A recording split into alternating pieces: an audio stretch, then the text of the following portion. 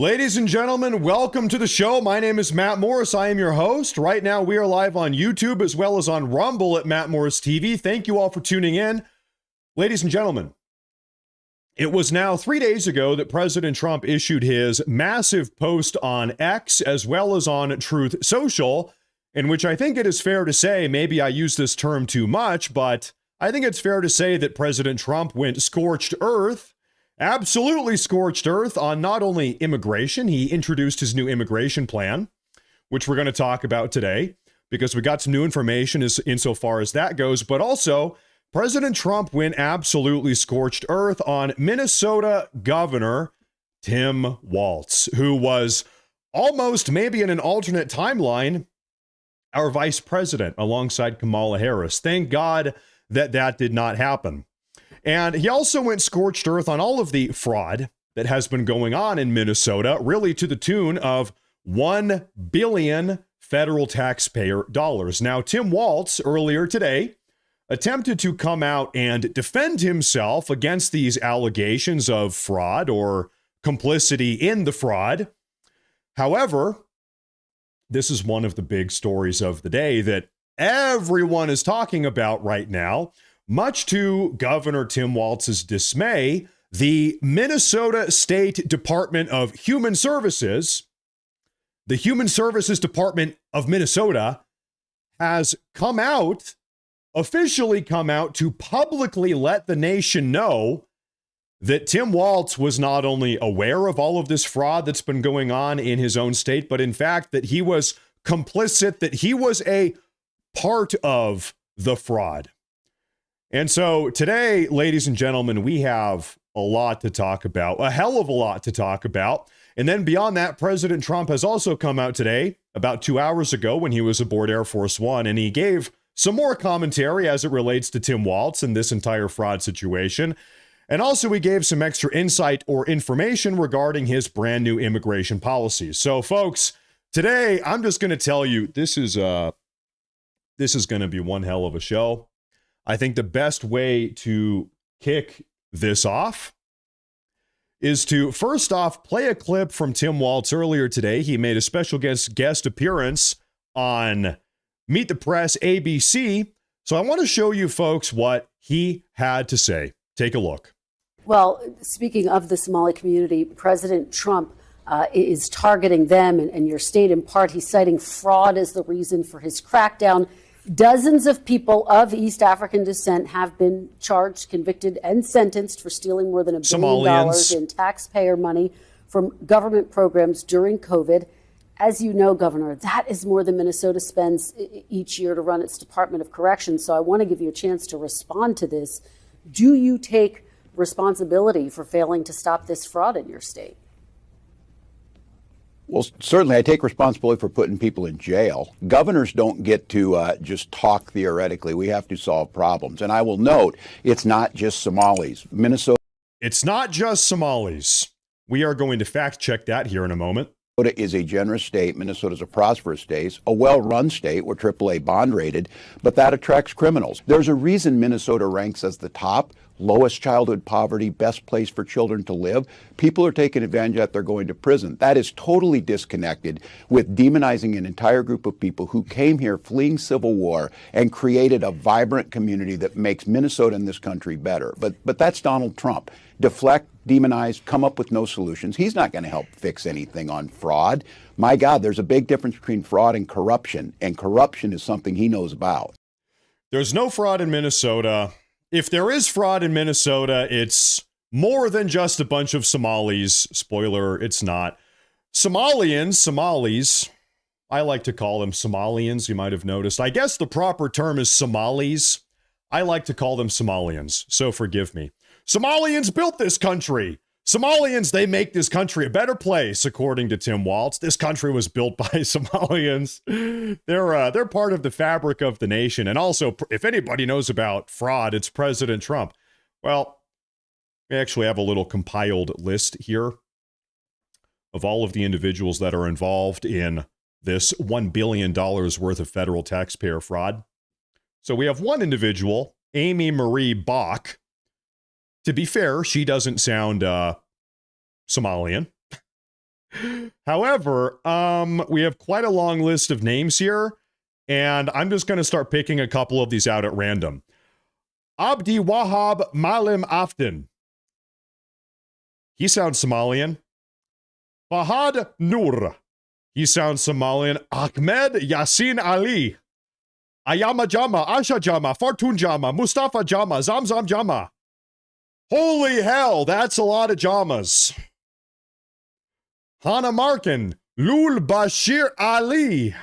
So, I mean, this is a list of like 74 names, I believe. 75 names of individuals involved in this $1 billion fraud ring, defrauding federal taxpayers. Muhammad Ali Hussein, Saeed Ereg. I mean, like, we're not going to read all of these, but you kind of get the idea, right? So, you know, in Tim Walz's defense, I guess technically he's right. It's not exclusively Somalians. We do have Amy Marie Bach, but then also we have a bunch of Pajama Salama Jama Jing Jong Bing Bongs down here. And, you know, that's just kind of the way that it goes. I'm sure there's nothing weird going on here. But now, folks, this is where I really want to introduce all of you to the breaking news of the day, because this I'm telling you is going to absolutely blow your mind. If you have heart issues, take a seat. I care about all of you. I want to introduce you, folks. This is the official Minnesota Department of Human Service Employees page, Minnesota DHS. This is the official page. We are a collective of over 480 current staff of the Minnesota Department of Human Services, DHS, with pride and commitment to the public transparency. Okay, this page has been around for a long time. This is the official page. Minnesota Department of Human Services. Well, they just released a little bit of a, dare I say, bombshell. They released several paragraphs. Oh my good Lord, we're going to read through all of this. You know what? Just take a seat. Let me read through this. By the end, I think all of us are going to be absolutely mind blown. The Minnesota Department of Human Service Employees page says they proclaim to the nation, Tim Walz is 100% responsible for the massive fraud in Minnesota. Oh boy, we're off to a hot start. We let Tim Walz know of fraud early on, hoping for a partnership in stopping fraud, but no, we got the opposite response. Tim Walz systematically retaliated against whistleblowers using monitoring, threats, repression, and did his best to discredit fraud reports. Now, before we move on, there's something I want to say. Does anybody remember in the great state of Minnesota under Tim Walz's governorship? This is during COVID, 2021, 2022. Tim Walz deployed the National Guard. Do you remember this? This guy deployed the National Guard to patrol up and down the neighborhood streets of Minnesota to make sure that Americans were not leaving their houses. Like, it was literally, it's COVID lockdowns. If you leave your house, you're going to have to fight the National Guard. They were driving Humvees up and down the streets through the suburbs. Do you remember this? So this is not exactly surprising. Threats, monitoring, repression, okay, so I'm not exactly shocked. This is kind of how he operates. Let's continue reading here. Instead of partnership, we got the full weight of retaliation by Tim Walz, certain DFL members, and an indifferent mainstream media. It's scary, isolating, and left us wondering who we can turn to. This is bad. In addition to retaliating against whistleblowers, Tim Walz disempowered the office of the legislative auditor, allowing agencies to disregard their audit findings and guidance. Media and politicians supporting Tim Walz or the DFL agenda attacked whistleblowers who were trying to raise red flags on fraudulent activities. This is a cascade of systemic failures leading up to Tim Walz. Agency leaders appointed by Tim Walz willfully disregarded rules and laws to keep fraud reports quiet, even to the extent of threatening families of the whistleblowers. Oh my good Lord. he's going to have to step down. He's got to resign. This is bad. Of course he won't. He won't. Of course he won't. But if the Democrat Party, if they were a serious, respectable party, they would put pressure on him to step down. This is insane. And we're just scratching the surface here. Let's keep on going here, folks. These same leaders are not qualified for their jobs, instead getting leadership jobs via Tim Walz friendship. So state government were left floundering. Excuse me. DFL lawmakers refused to acknowledge fraud and deflected any serious conversation to stop fraud. Biased mainstream media such as WCCO and NPR, Minnesota Public Radio, showed absolutely no interest in covering fraud happening in our own state. Programs, especially in behavioral health and disability services, were built without any guardrails against fraud, all in an attempt to extract more funding from legislature and the federal government. Now, as a little bit of a recap here, in case some of you don't know what this fraud looks like, I've made a lot of videos about this, but okay, maybe you don't watch every video that I make. For the last several years, there have been Somalian fraud rings that I guess the Tim Walz administration here in Minnesota has been turning a blind eye towards, actually playing coverage for, maybe even benefiting from. Minnesota fraud rings have been lying about feeding starving children in order to get federal money. They've been lying about treating American children with autism, creating fake mental health clinics, saying, yeah, we're treating like 10,000 autistic kids every single day. It's like that. Like it's bad. Getting federal taxpayer money, scamming Medicare, Medicaid. I apologize. It's absolutely disgusting. It's morally reprehensible. It's like, it's beyond criminal. It's lying about taking care of starving children and lying about treating kids with autism to scam and defraud taxpayers out of their federal tax money. It's really bad. This is the type of stuff we're talking about. And it's like pretty much always Somalian fraud rings. Not pretty much, it literally is always Somalian fraud rings. It's really bad. Let's keep on reading. As staff, we firsthand witnessed and observed fraud happening, yet we were shut down, reassigned, and told to keep quiet. Sometimes more. Leadership did not want to appear to discriminate against certain communities and were unwilling to take action, such as stopping fraud, that would have an adverse image on their impact. Do you hear that? This is the notion here. Well, if we start blowing a whistle about all of this Somalian fraud going on in Minnesota, then people are going to start developing a negative opinion of Somalians. So we just have to let them do it. It's just what Somalians do, I guess. We just have to turn a blind eye to it. This is insane. You've heard of DEI. This is like DEI crime. This is diversity, equity, and inclusion crime. Fraud is what this is. To date, no single agency leader has been held responsible for their role in fraud, whether it's Shireen Gandhi, Jess Gale, Jody Harpstead, Natasha Mertz, Eric Grumdahl, or others. So they're naming names. They're dropping names. Now, maybe this is an uncommon opinion these days. I don't know. It's 2025. I don't know the way this country is going. I don't think it's okay to defraud the federal government. Really, that's federal taxpayers, in order to lie about feeding starving children or treating kids with autism. That's my humble opinion. I don't like that. I think that's a bad thing to do.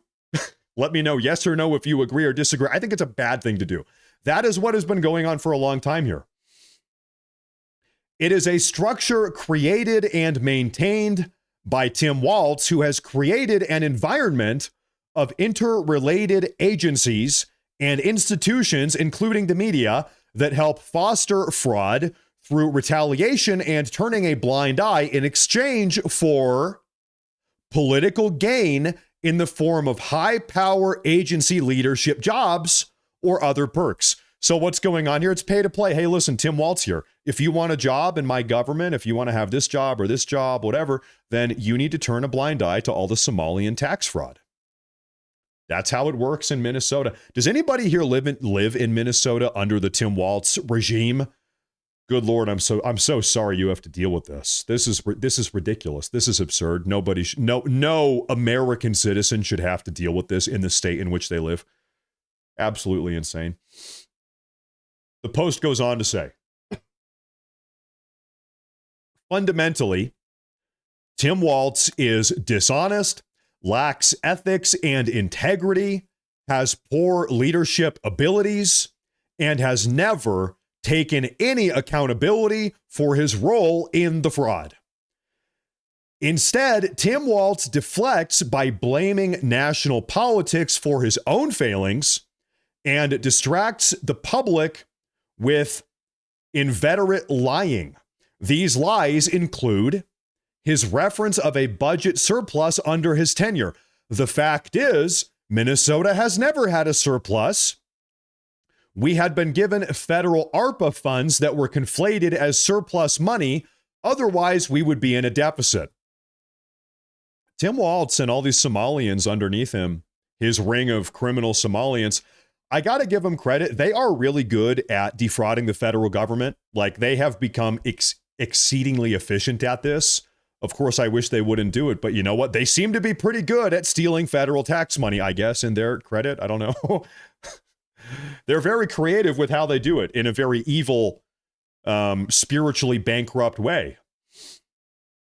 And by the way, those ARPA funds, which were meant to be temporary funds, were used to create more leadership positions for Tim Walz's buddies.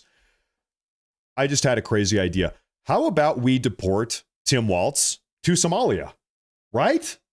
If Tim Walz loves Somalians and Somalia so much, why don't we round up all of his Somalians here in the U.S. and Minnesota, and we'll deport all of them alongside him, Tim Walz. Surprise, you can go be the governor of Somalia. You know what? I heard that Somalia doesn't even really have a functioning government.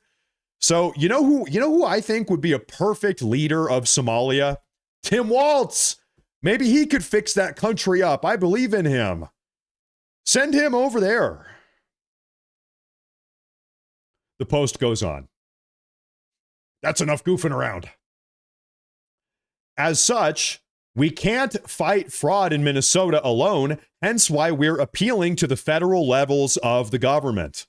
We need all the help we can get, as Tim Walz's agency leaders have upped their brazen approach in covering up their knowledge of fraud.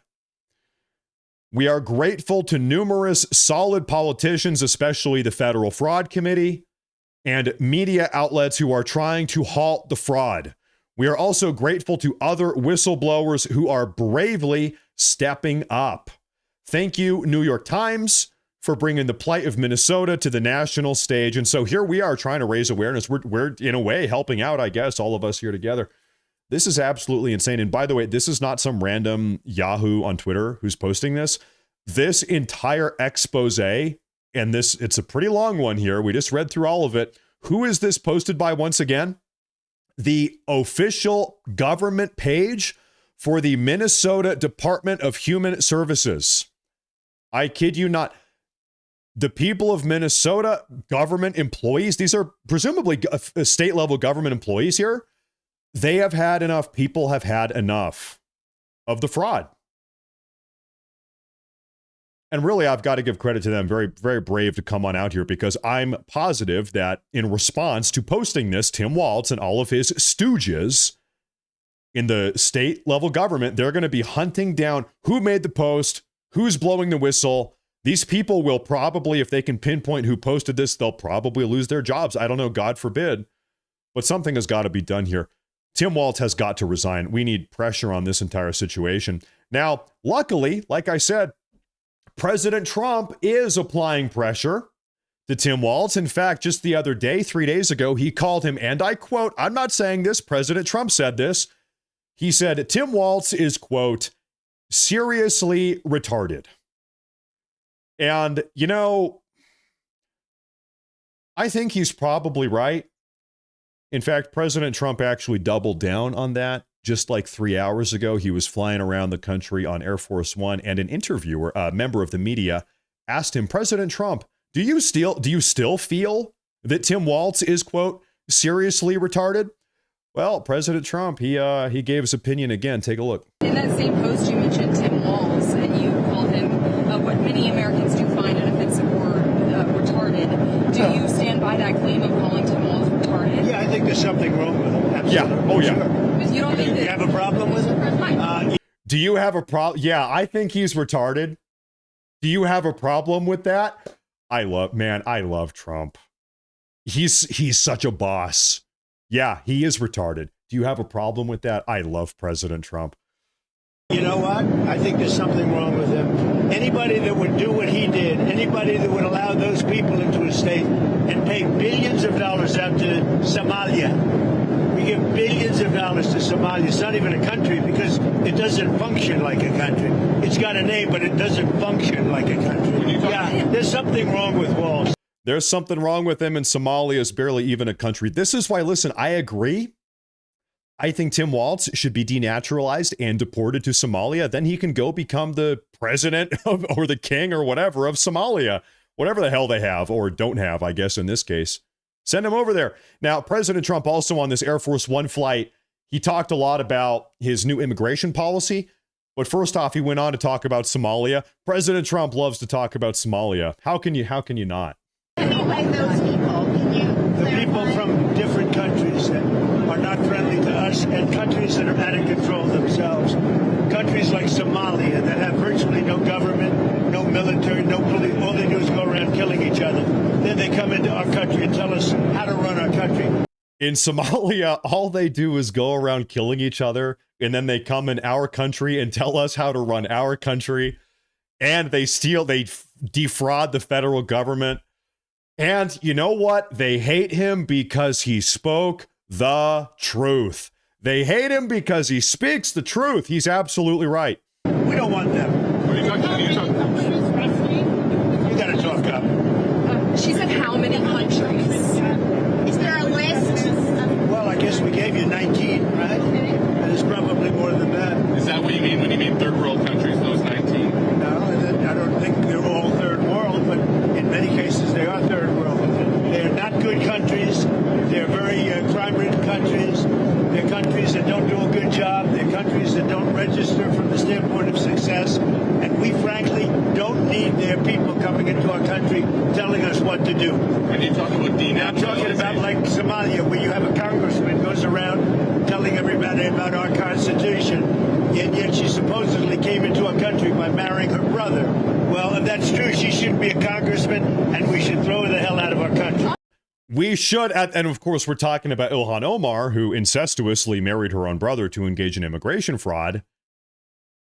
And now she has, in the state of Minnesota, by the way, she has become an elected congressional representative. I wonder who voted for her in Minnesota. I wonder if it's a bunch of Somalians that voted for her. Yeah, the answer is yes. The answer is yes. The answer is yes. Have you had enough diversity? I'm 31 years old. Throughout my entire kindergarten through high school experience, K through 12, the mantra that I was taught in my public schooling was, diversity is our strength. Diversity is our strength. Diversity is our strength. I've had a little bit. I've had enough. I think I've had enough diversity. I think I'm feeling strong enough. Diversity is what makes us strong. I'm strong enough. Now we need to kind of simmer down on the diversity. We've got Somalian immigrants coming in the country, defrauding the government, voting for other Somalians who engaged in marriage fraud by incestuously marrying their own brothers, sitting in Congress. We had earlier today, we had 4 Indian congressional representatives in Congress right now. They released a statement. They want to double the number of H-1B visas.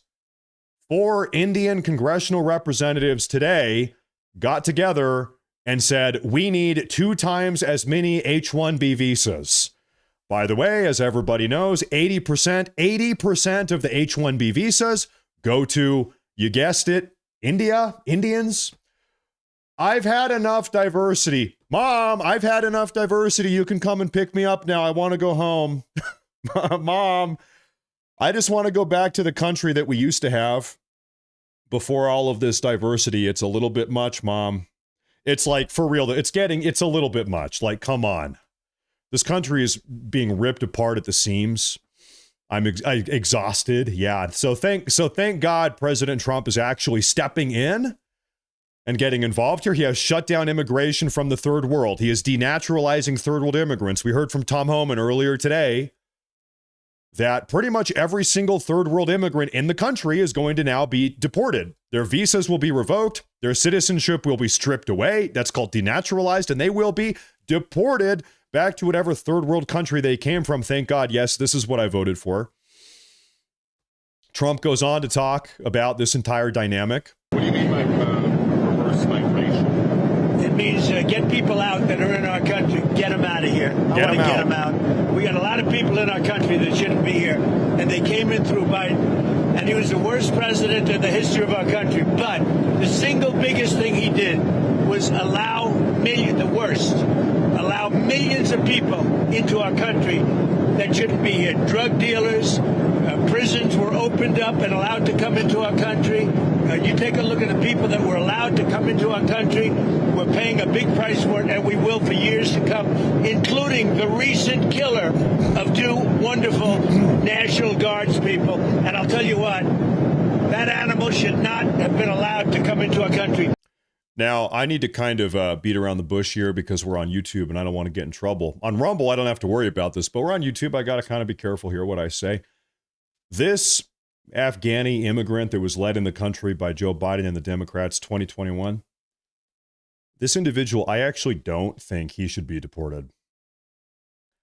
That's actually the last thing that should happen to this Afghani jihadist that carried out a terror attack in the streets of Washington, D.C., 2 blocks away from the White House, fatally wounding one National Guardsman, critically wounding another one. He's still in the hospital right now fighting for his life.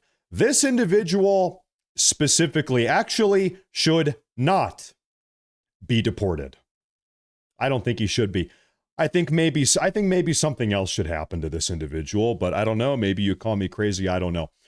Now, President Trump then goes on to talk about criminals that have been coming in our country. Take a look at this one. Mr. President, you said that you might denaturalize some American citizens. Can you talk about... You mean people that are in here that shouldn't be here? That became Americans? Are you trying Well, we'll to see. revoke I their mean, yeah, if we have citizenship? criminals that came into our country and they were naturalized maybe through Biden or somebody that didn't know what they were doing, if I have the power to do it, I'm not sure that I do, but if I do, I would denaturalize absolutely.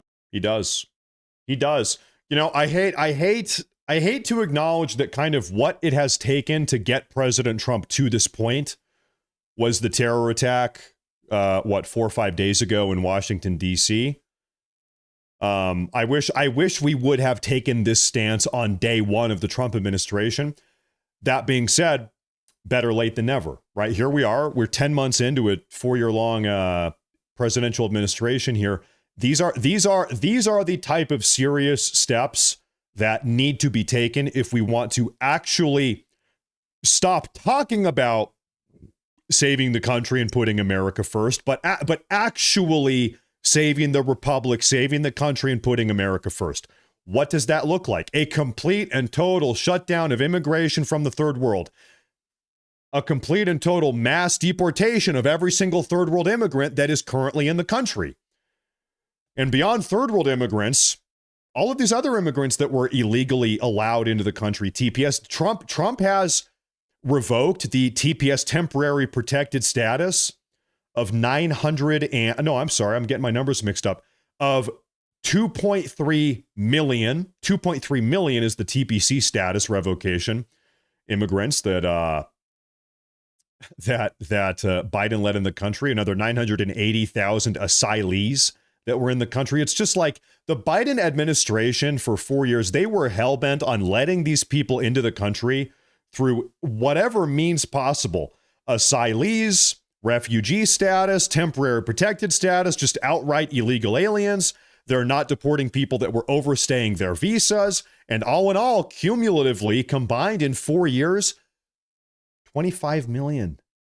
25 million people that should not be in this country came in this country. It messed up the economy. It messed up the housing market. They're taking jobs from Americans. It made everyday necessities like food and random other things, toilet paper and whatever, paper towels, made everything more expensive. These people have got to get the hell out. I'm happy to say that by the end of this year, we've got another month in the year now, December. Tomorrow's December 1st, I think. We will have seen 3 million illegal aliens leave the country.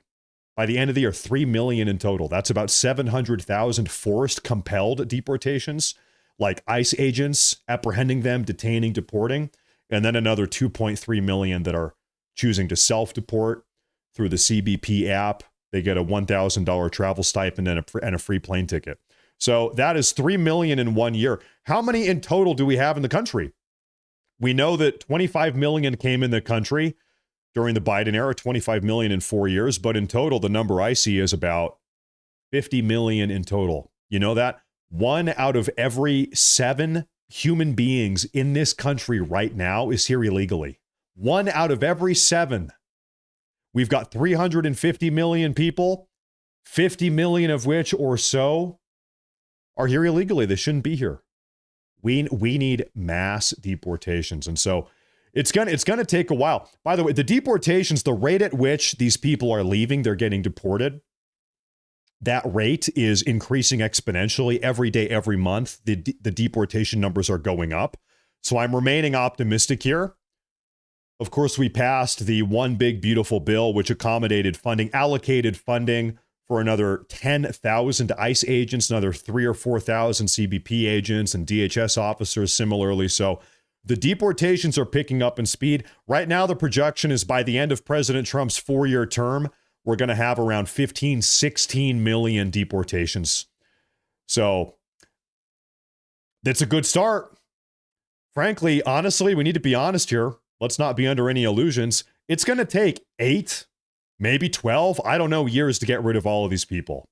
We have had a slow drip feed and then a rapid feed of illegal aliens entering this country for like 30, 40, 50 years. We have had illegal aliens living in this country that are now in their 80s, and they illegally entered the country like 50 years ago. This problem has been going on for a very long time. Guess what? Even that 85-year-old illegal alien, you got to go too. Doesn't matter how long you've been here, how old, how young, how fat, how thin, doesn't matter to me. All of them have got to go. And if that takes 4 years or 8 years or 12 years or 16 years, it's got to happen. Because if it does not happen, the republic is done. It's over. All of them have got to go. Now, President Trump goes on to talk about his plans to pause asylum. Take a look. Your administration made a lot of moves throughout the last few days after we know that Afghan national is the suspected shooter of these National Guardsmen. Yeah, people that shouldn't be in our country. This one. So you announced that asylum. And that includes Somalians and it includes plenty of others. How long does your administration plan to pause asylum into the U.S.? I think a long time. Can you give any kind of time? We don't want those people. We have enough problems. We don't want those people. Is that a year, 2 years? No time limit. But it could be a long time. No time limit. How long are we going to be pausing asylum? First off, we don't want them. We don't want those people. We've got enough problems. Beyond that, there is no time limit. Maybe forever. You said that. We don't want those people. Do you understand that? I understand. You understand it? I understand. Who are you with? I'm with News Nation. So Okay, my News name's Nation. Lindsay. News Nation. Great.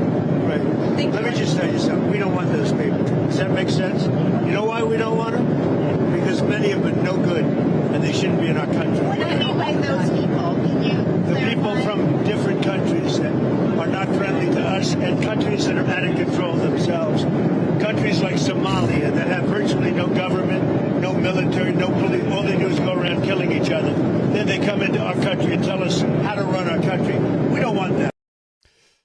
What do you mean by those people? Listen, let's just kind of walk through this. Has any country like ever that you can think of tangibly, materially improved after having accepted in a bunch of Afghani immigrants? No. Somali immigrants? No. Which country has gotten substantially better after taking in a bunch of Indian immigrants? None. Listen, if Indian immigrants, for instance, because everybody talks about the H-1B visa, if Indian immigrants were such a highly prized resource, they're so smart, we need them here, then why is not every other country on the face of the planet industrially importing as many Indians as they can? If Indian immigrants or Somalian immigrants or Afghani immigrants are so foundational to having a healthy, productive, successful economy and nation, they're all geniuses, then why is China not bringing in tens of millions of Indians? They could if they wanted, but they're not. Why? That's curious. Why is Russia? Why is Iran not bringing in? It's all of these countries that we're sort of competing with around the world. It's curious. They aren't bringing in any of these immigrants en masse. I wonder why. It's almost like we're being lied to. It's almost like we're being deceived. It's almost like there's a globalist plot to sow cultural and ethnic chaos in the United States of America and also all across Europe. All across Europe. Somebody said the United Kingdom. Well, the United Kingdom sure is bringing in a lot of these immigrants. Has the United Kingdom gotten better? I think we all know the answer to that question. The United Kingdom, Germany, Sweden, a lot of these countries in Europe, France, no doubt, Spain even. I've got a friend that lives in Spain. They've got the same problem with Moroccans.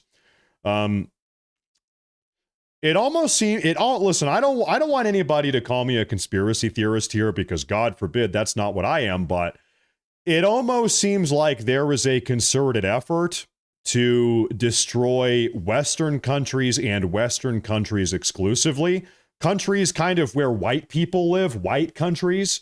It almost seems like there's a concerted effort to flood these countries and only these countries with immigrants, legal or illegal or otherwise, with as many individuals from Africa and the Middle East and Latin America as conceivably possible. It's almost starting to seem that way, and I'm wondering why. It's a little bit strange. Now, Stephen Miller, he actually goes on to add a little bit to this. He says, this is him earlier today. He says, the Democrat Party is organized around one essential command. No limit of any kind can be placed on the entry of third world migrants. I think he's right. The failed states of the world must be allowed to empty themselves out into the United States of America, and you must pay for their every need forever. And so this is something that I've said time and time again. Yeah, this is kind of the agenda.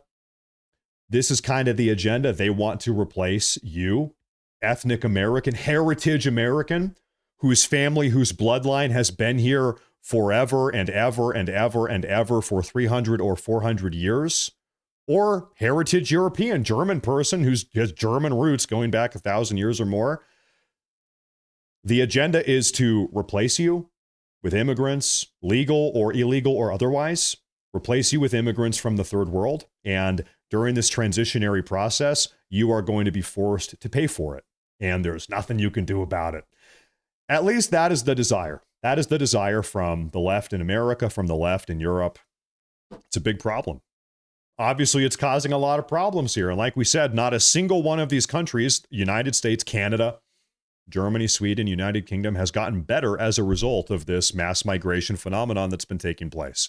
Now, ladies and gentlemen, what I would like to do now is actually go ahead and pull up some super chats because I know you folks have been busy. I do want to say, everybody, thank you all very much for tuning in. Thank you for being here. Make sure to drop a like and subscribe and follow. We are live on Rumble as well as on YouTube.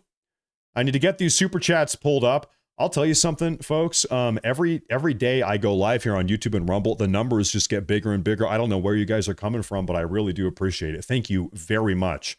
Now, oh man, you guys, there's a lot of super chats here. Okay, you guys have been chirping up a storm. Let me see what you folks have to say here. And we're really going to start breaking this down. This is my favorite part of the broadcast. I get to hear what you guys get to say. Okay, first off, ladies and gentlemen, we hear from Matthew Johnson. He says, I came for the name, stayed for the truth. Matthew, your name is Matthew. My name is Matthew. Hey, thank you very much. You must be a smart guy. Thank you very much. Welcome to the show. Welcome to the show. I appreciate that. Thank you very much. Thank you very much. Polly Puree is here every single day. Polly, happy Sunday evening. Thank you for tuning in. Good to see you. Jamie Bankston with a super chat. He didn't even say anything. He just wants to support. Thank you, Jamie. Thank you very much, and thank you, everybody. Oh, Jamie then goes on to say, Tampon Tim. I forgot about that. Tampon Tim. That's right. He wants tampons in every single bathroom all across the country. Every single boys' bathroom across the country, at least. Tampon Tim needs to be charged with treason. He is clearly complicit in all of this. Thank you, Matt. I used to live in the PNW. I now live in Siren, Wisconsin. Excuse me, not too far from the Twin Cities. The PNW is absolutely beautiful. For me, it's heaven on earth. But the problem is, imagine if heaven was infested with a bunch of demonic entities. That's kind of what the PNW is. You know what I mean? It's beautiful. It really is gorgeous. But you've got far left Antifa members, illegal aliens, leftoids all over the place. That's pretty much how it is. Yeah, we have a people problem up here, to say the least. I'm sure you might have noticed. Thank you very much. I appreciate that. Thank you very much. Dave B, sir, thank you. Thank you very much. Happy Sunday. Kim Dwyer says, check the airspace over Venezuela. You know, I was keeping tabs on Venezuela all last night and today. I think things are calm. Things are calm right now. Okay? That doesn't mean they'll stay calm forever, but at the moment, things are calm. Thank you, Kim. Could be any minute that something crazy happens there. Thank you, Kim. Ron says, Matt, is it true that there's an increase in pregnant goats in Minnesota? Well, man, sir, listen, sir, I just have no idea. What do you mean? How does that make sense? What are you talking about? Pregnant goats? I just have no idea what you mean. Hey, thank you. Thank you, Ron. Thank you very much. I appreciate that a lot. Polly Puree says, did you know that Swedes consider Minnesota and Wisconsin to be their conquered territory? I found that out as a tourist in Sweden. You know, up until probably 20 years ago, before all of the Somalians started showing up in droves, Minnesota and Wisconsin, it was like ethnically Sweden. The number one immigrant nationality, it was Swedes. There were a lot of Swedes up there. Now, isn't it funny? It's like, if I ask you the question, ethnically or racially speaking, what is the exact opposite of a Swedish person? Somalian. So, you know, times have changed. Times have changed, to say the least. That's the way that it goes. Thank you, Polly Puree. Me personally, I would prefer the Swedes. But hey, that's just my opinion. Thank you very much. I appreciate that. Specialist says, I could interview Tim tomorrow if you would like. Don't worry about that. I appreciate that, Specialist. Thank you, though. I appreciate the offer. Don't worry about that. A. Barnes, he says, who printed the money? Yeah, there's a lot of these questions floating around. You know, can I just quickly tell you all something real quick? Can I pause the show?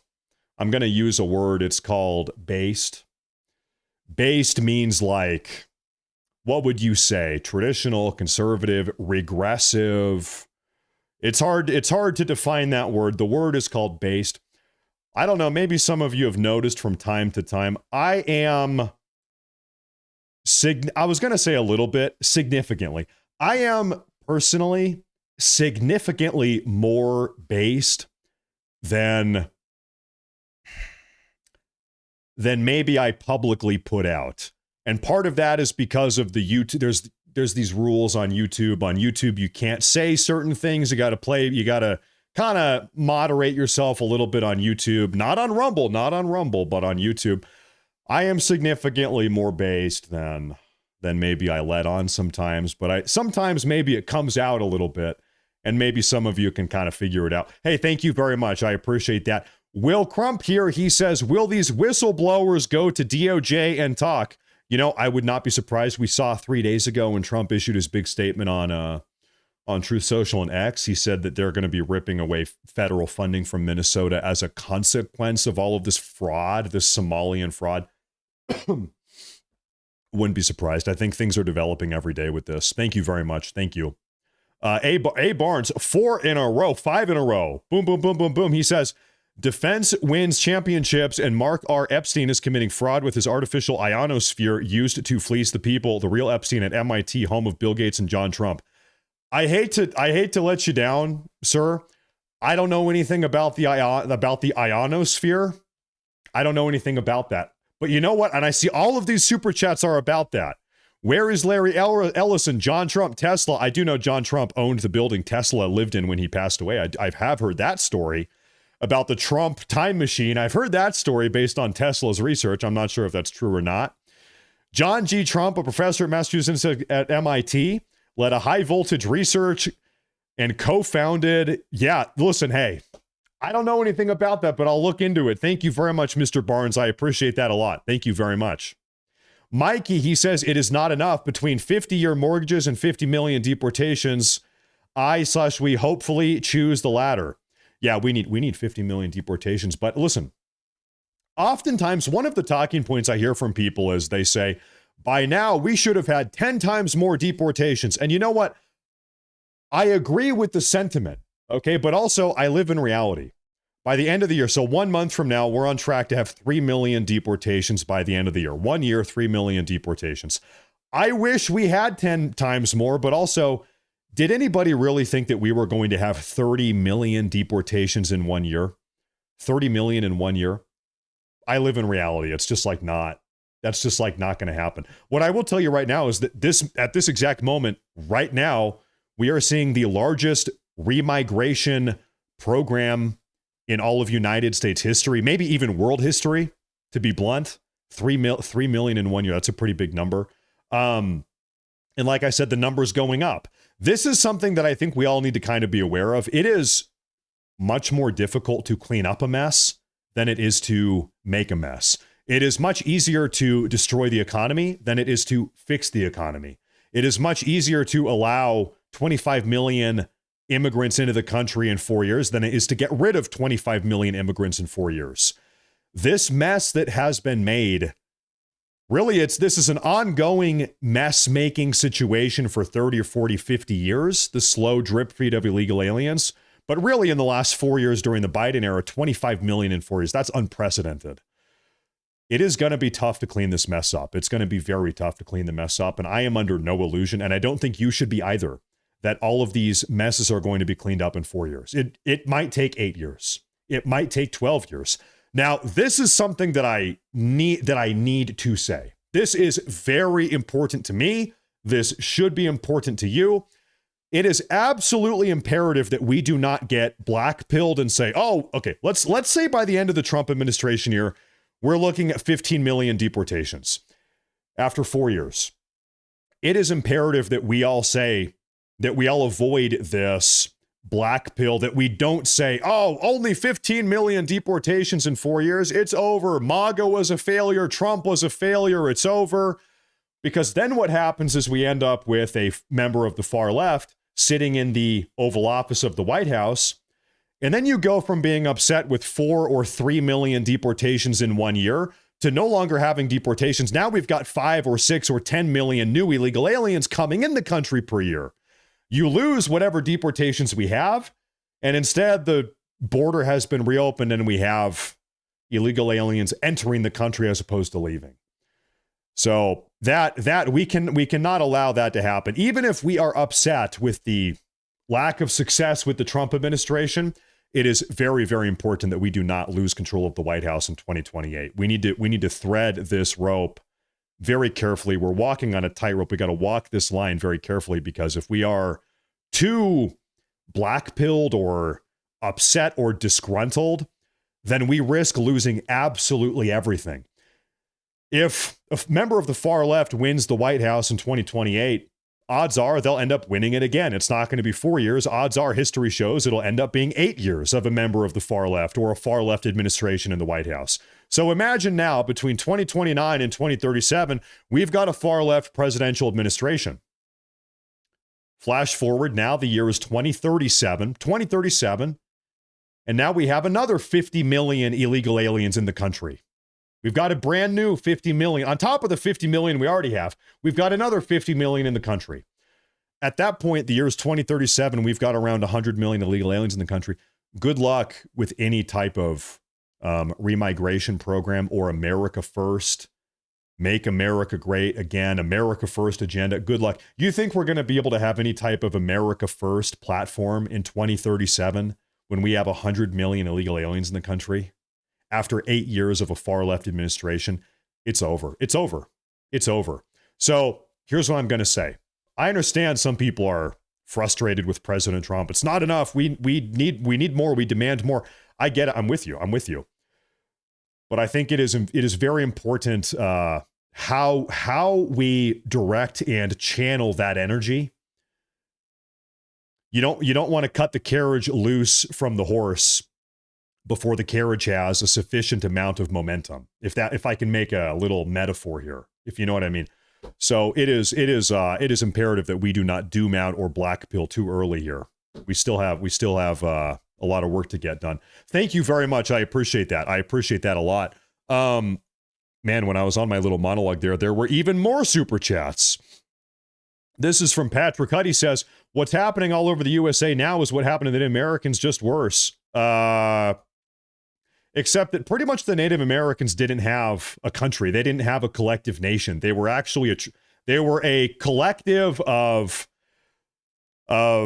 disjointed tribes that were engaging in cannibalism. They didn't have a written language. They were a Stone Age people, and they pretty much were just at a never-ending war with one another. There was no cohesive language. There was no written language. There was no cohesive culture, intertribal culture amongst all of the tribes joining them.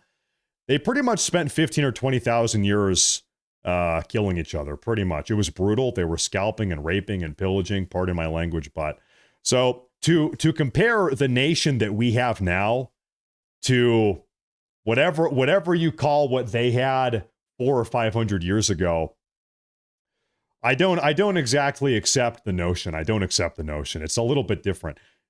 In fact, back then, they thought that they lived on the back of a giant floating turtle. They didn't even know that they were on a continent. They thought that they were floating in a never-ending sea on the back of a giant turtle.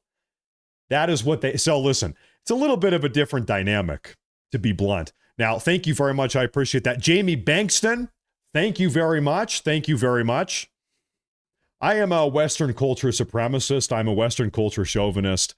My humble opinion is that colonialism and conquest coming out of Europe is one of the greatest things to ever happen in all of global history. Colonialism and European conquest spreading across this planet, it elevated all of humanity. It made humanity a better place. It civilized the world. Of course, there are some places in the world that are still very uncivilized, but even those places are better off now than they were 500 years ago. I am pro-conquest. I am pro-colonialism. I am a European supremacist. I'm a North American. I'm an American supremacist. Western culture is the best culture, and I will never be persuaded otherwise. That's just the way that it is. That's how I feel personally. Maybe you can be mad about that, but listen, it's become very fashionable. It's become very vogue to attack our own ancestors. Oh, my European ancestors, they were brutal. They killed people. They did this and they did that. I endorse all of it. I love my ancestors, all of them, all of them. If I had a time machine, I'd go back in time and I'd help them do it. I love my ancestors. I'll never allow a wedge to be driven between me and my glorious, illustrious ancestors. It's never going to happen. I love them. I love them. I love all of them. They created the best culture to ever grace the face of this planet. I love them. Now, thank you very much. I appreciate that. We have another one. ICE is Bush, CIA, NWO lies that knock down. Yeah, that's crazy. Hey, thank you very much. I appreciate that. I appreciate that a lot. Thank you very much. There are some super chats over here on Rumble that I need to, man, I'm trying to find these over here. Where are these Rumble super chats? Okay, we had one from D. Elder. He says, I've seen connections being made between this fraud case and Melissa Hortman murder. Was she about to blow the whistle and so she was killed? That's a very curious idea. That's a very curious idea. We know that the murderer of Melissa Hortman a couple months ago, he actually had No Kings flyers pamphlets in his car. We also know that he assassinated Melissa Hortman, I believe, a week or so after she actually voted alongside the Republicans on the state level to not fund transgender health care.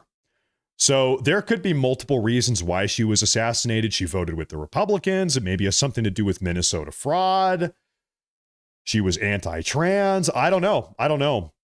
But you know what? This is the type of stuff that is coming out over the next couple weeks or months. Man, there are a lot of... Man, you guys are just... You're making it rain out here today. Wounds are us. He says on Rumble, he says, Autistic people are eligible for SSI benefits and several others. This is a federal issue. I'm sure that they were prescribing or diagnosing other Somalians with autism so they could get federal benefits. I'm sure. We also know that they were just making up, like they were diagnosing people that don't exist, fake cases with autism. It's just like evil. The depth of that evil, defrauding federal taxpayers while lying about diagnosing people with autism. It's all fake. Lying about feeding starving children. It really is just evil. And these are the people we're dealing with. These are the people, this is our political opposition. These are the people that we don't want in the country. These are the people that we want to deport. It's just evil. There's no other way to put it. Thank you very much. I appreciate that. Wounds are us. JD, he says, yes, punish these communist bastards for sending their Trende Aragua shock troops into the country. There you have it. You know, I think actually that one was from yesterday. I think I'm on top of everything here. Ladies and gentlemen, no, there was another one on YouTube. This is from Brandon Lehman. Brandon Lehman, thank you very much. Thank you. That's a $50 super chat. He says, Western culture is the best culture.